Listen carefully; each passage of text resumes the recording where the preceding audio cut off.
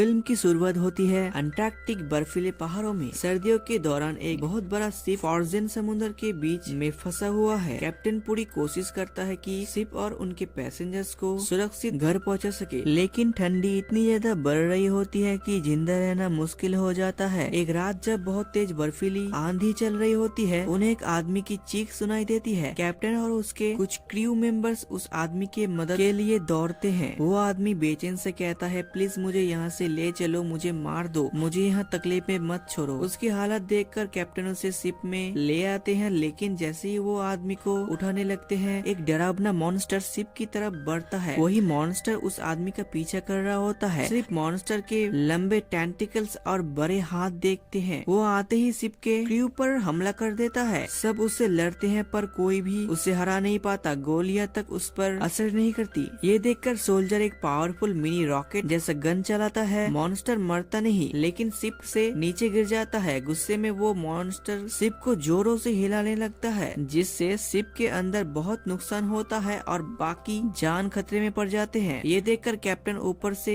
बर्फ तोड़ देता है और मॉन्स्टर बर्फ टूटने के साथ ठंडे पानी में डूब जाता है। उन्हें लगता है मॉन्स्टर मर गया, लेकिन ऐसा नहीं होता। सुबह कैप्टन उस आदमी के पास जाता है जिसे रात को बचाया था और पूछता है, ये मॉन्स्टर तुम्हारे पीछे कैसे पड़ा? यहाँ से वो आदमी अपनी कहानी बताना शुरू करता है। फ्लैशबैक शुरू होता है। हमें दिखाया जाता है विक्टर का बचपन। जब वो 12 साल का था, विक्टर एक मशहूर साइंटिस्ट का बेटा था। उसके फादर चाहते हैं विक्टर बड़ा साइंटिस्ट और डॉक्टर बने। बहुत मेहनत से विक्टर बहुत छोटी उम्र में ही साइंटिस्ट बन गया, लेकिन उसके साइंस का कोई फायदा नहीं हुआ। जब वो अपनी माँ को नहीं बचा पाया, तो वो अपने फादर से गुस्सा हो गया। विक्टर कहता है, इस साइंस का क्या फायदा जब हम अपनी माँ को ही नहीं बचा पाए। उसके फादर समझाते हैं, किसी भी इंसान को वापस जिंदा करना हमारे बस की बात नहीं। पर यही बात विक्टर के अंदर एक नया इरादा पैदा करता है। वो तय करता है कि वो एक दिन इंसान को वापस जिंदा करने का तरीका ढूंढ निकालेगा। सीन फिर प्रेजेंट में लौट आता है, जहाँ मॉन्स्टर बर्फीली पहाड़ियों से वापस बाहर आ जाता है बिना किसी नुकसान के। फिर फ्लैशबैक वापस चालू होता है। विक्टर सालों तक इंसान को जिंदा करने के लिए एक आइडिया पर काम कर रहा था। जब वो 30 साल का हुआ तो उसने एक तरीका ढूंढ निकाला जिसमें इंसान ऑर्गेन्स और बिजली का इस्तेमाल होता है। एक मीटिंग में वो सबको दिखाता है कि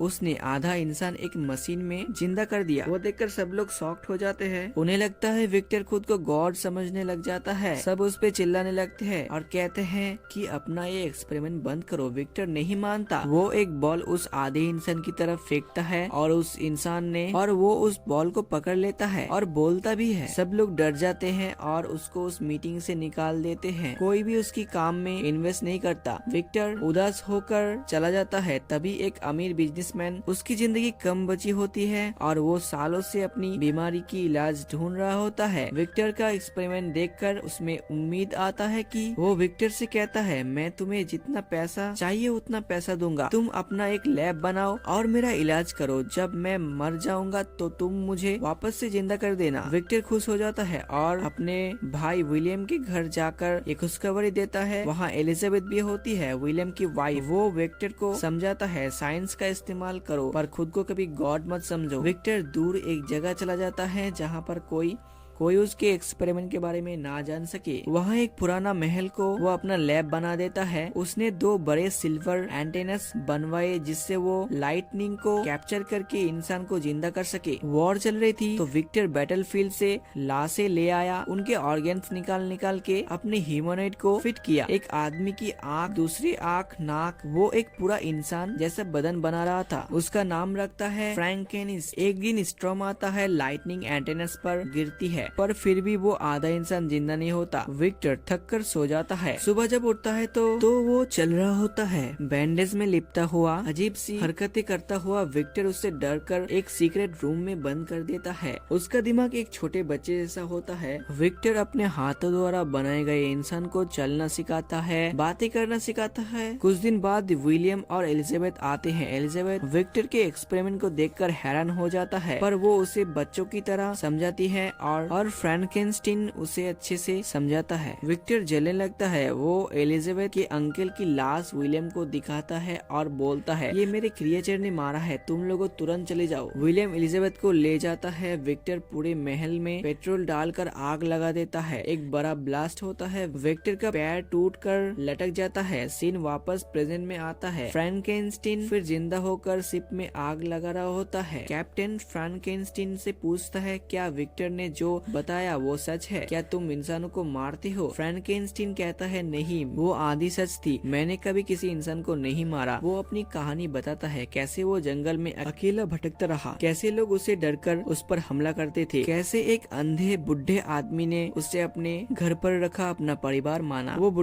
बुढ़ा ही फ्रैंकेनस्टीन को इंसान बनना सिखाता है। एक दिन वो फ्रैंकेनस्टीन से पूछता है। फ्रैंकेनस्टीन अपना पास्ट जानने वापस लैब जाता है, जहाँ उसे पता चलता है कि वो पैदा नहीं हुआ, बनाया गया है। वो बुढ़े के पास लौट कर जाता है, पर लैब तक भेड़िए ने बुढ़े पर हमला कर दिया होता है। बुढ़े के बेटे फ्रैंकेनस्टीन को मॉन्स्टर समझकर उस पर गोली चला देते हैं। फ्रैंकेनस्टीन वेक्टर को ढूंढता है। एक पार्टी में उसे मिलता है, जहाँ वेक्टर पीने और मस्ती में डूबा होता है। फ्रैंकेनस्टीन गुस्से में विक्टर पर हमला करता है। विक्टर कहता है, मुझे मार दो, मुझे पछतावा है, मैंने तुम्हें बनाया। एलिजाबेथ फ्रैंकेनस्टीन के सामने आ जाती है और फ्रैंकेनस्टीन की जगह गोली खा लेती है। फ्रैंकेनस्टीन दोबारा टूट जाता है। विक्टर सालों तक फ्रैंकेनस्टीन के पीछा करता है। एक दिन फ्रैंकेनस्टीन विक्टर से कहता है, अगर तुम मुझे मारना चाहते हो तो आओ। विक्टर उसे डायनामाइट देता है। फ्रैंकेनस्टीन फट जाता है, पर फिर भी वो नहीं मरता। ये सब बताने के बाद प्रेजेंट में फ्रैंकेनस्टीन कहता है, मुझे सिर्फ ये चाहिए कि विक्टर मेरे जैसा एक और क्रिएचर बना दे, मुझे एक साथी चाहिए था। मैंने तुम पर कभी